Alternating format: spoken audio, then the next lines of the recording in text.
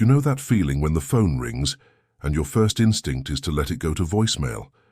When you hear someone knock at the door and instead of answering, you freeze like a deer in headlights, hoping they'll just go away. You're not alone. And no, you're not turning into some kind of grumpy recluse.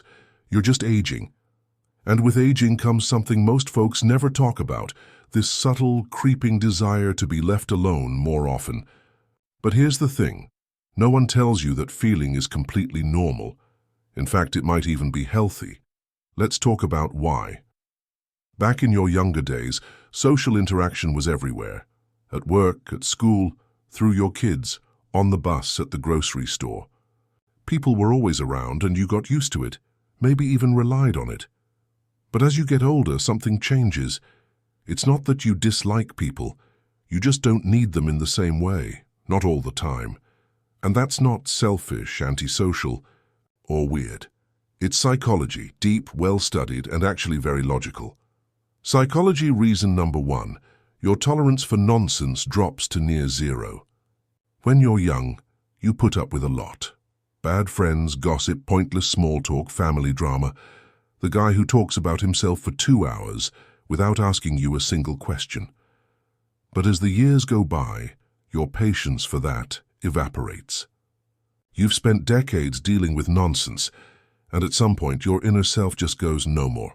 You stop pretending to laugh at jokes that aren't funny. You stop entertaining opinions that make no sense. You walk away from people who exhaust you. It's not cruelty, it's self-preservation.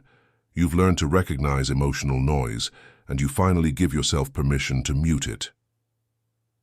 Reason number 2. Your priorities shift. You start asking yourself different questions.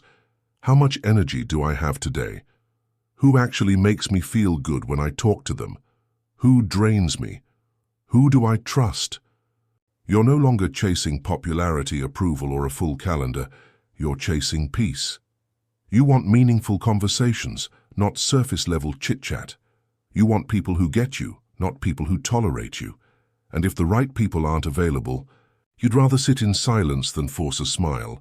That's not loneliness, that's freedom. That's wisdom. The third reason is deeply emotional, and one that surprises people. It's grief. As you get older, you lose people.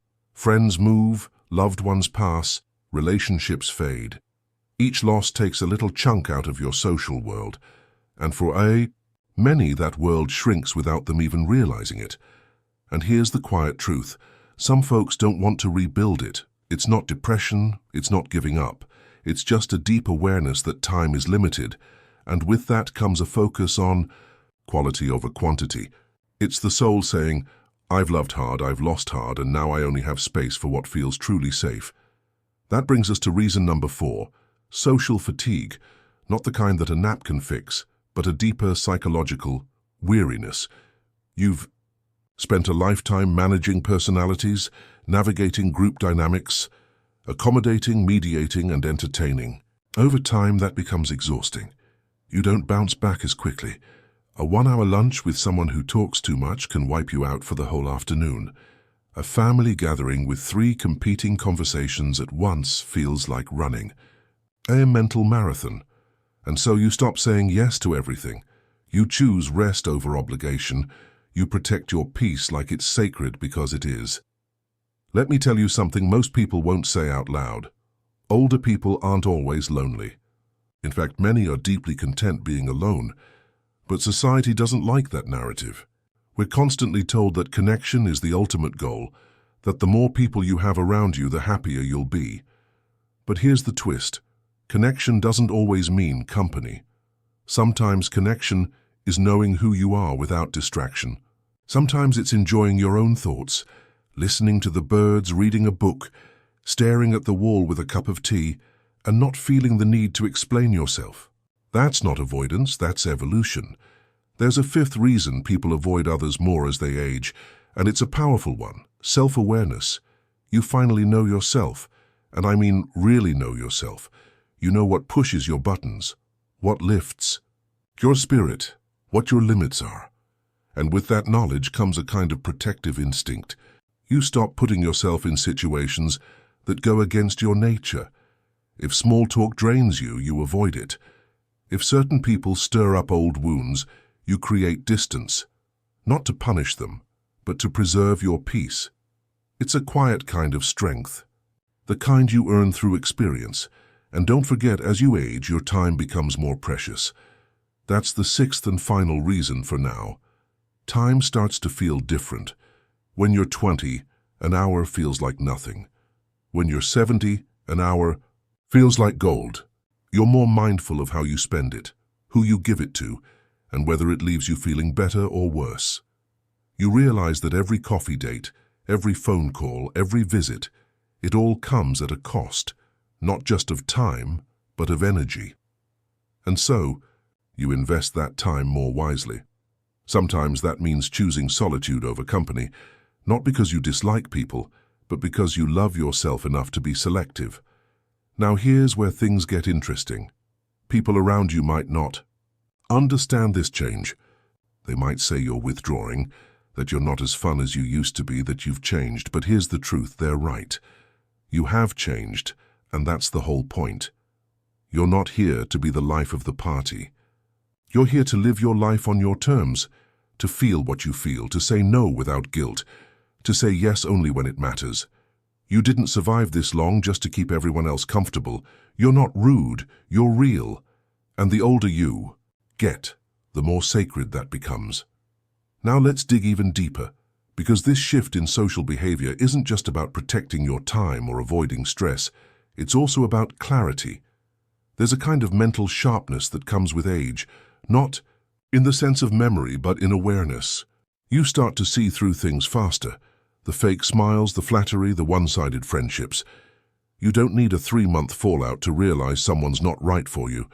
One conversation can tell you everything, and that awareness can be exhausting if you're still trying to play the social game. So instead, you step back, you simplify. You let go of the need to explain yourself. You stop justifying why you left the party early or didn't return that call. You no longer owe people your presence just because you used to. That kind of self-honesty can feel like isolation from the outside, but on the inside, it feels like relief. Another part people don't talk about enough is your changing capacity for emotional labor. You might have been the peacemaker in your family, the go-to friend, the one who always reached out first, kept the connections alive, made the plans. But after decades of being the glue, you begin to ask, who's holding me together? And if the answer is no one, you slowly step out of that role, not to punish anyone, but to stop betraying your own needs. You trade people-pleasing for peace of mind, and yes, some people might fall away when you stop carrying them. But the ones who stay, they're gold. And let's not forget the body's role in all of this. Physical aging affects your social behavior too. You may tire more easily. Loud environments might be overwhelming. Your joints ache, your back needs support, and suddenly that 2-hour dinner with 5 people doesn't sound like fun. It sounds like endurance training. That physical strain mixed with mental fatigue makes quiet time feel like a gift. So you adjust, you decline more invites, you prefer early afternoons over late nights. You design a life that fits your body, not the other way around. Then there's a layer we haven't even mentioned yet: identity. As you age, your identity changes. You're no longer the parent of small children. You're no longer climbing the career ladder. You've retired, or maybe you've shifted your lifestyle entirely. And with that identity shift comes a social shift. The people you once bonded with, fellow parents, co-workers, younger relatives, may not feel as connected to you anymore. Not because you've done anything wrong, but because your lives no longer mirror each other. You move into different rhythms, and that's okay. You're not meant to hold on to every connection forever. In fact, letting go can be one of the healthiest things you do, because when you make space for those quiet mornings, the phone call from the one person who really gets you, the long walk without having to perform for anyone, that's the stuff your soul actually craves. Now, less stimulation, more meaning, less noise, more depth. It's not about rejecting people. It's about refining your circle, and that refinement can feel lonely at first, but eventually it becomes a kind of clarity. Some people will never understand this. They'll say, "You used to be so social," or "Why don't you come out anymore?"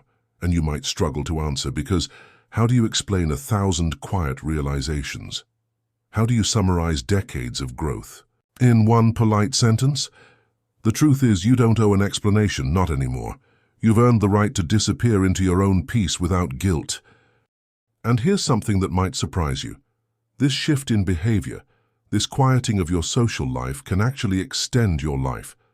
Studies have shown that reducing stress and protecting your emotional health are key factors in longevity.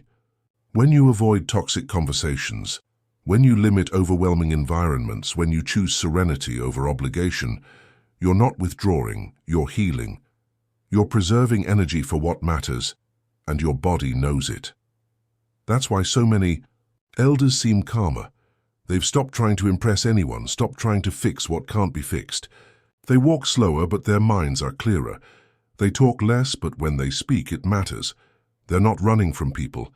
They're running toward themselves, toward the version of themselves they were too busy to meet before. There's a quote. You've probably heard, "As I grow older, I pay less attention to what people say. I just watch what they do." That's what aging does. It teaches you to observe more and react less. You no longer need to prove anything. You no longer chase the approval of people who never understood you. You start choosing peace over pride, solitude over forced connection, truth over tradition, and it feels good. Now here's the beautiful irony. When you stop needing people around you all the time, the right ones start showing up. You stop begging for connection, and you start attracting it naturally. You no longer force conversations, they just happen. You don't schedule companionship. It finds you, and those few people who remain become priceless because they love the quiet version of you, the real version, not the one who showed up to every event, but the one who shows up fully when it matters. So if you're finding yourself more withdrawn lately, more selective, more quiet, don't panic. Don't second guess it. Don't let the world tell you something's wrong. You're not broken, you're blooming. You're peeling away everything that doesn't serve you. You're not becoming less social. You're becoming more you, and that's a kind of joy that can't be faked.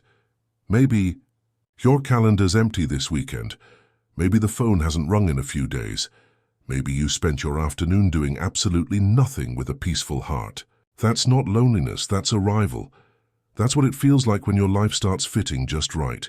And if this message felt like it understood you better than most people do lately, then don't let it be the last time we talk. Subscribe to the channel. We're building a quiet little corner here just for folks like you. No noise, no pressure, just real talk, soul-deep stories, and the peace you've earned.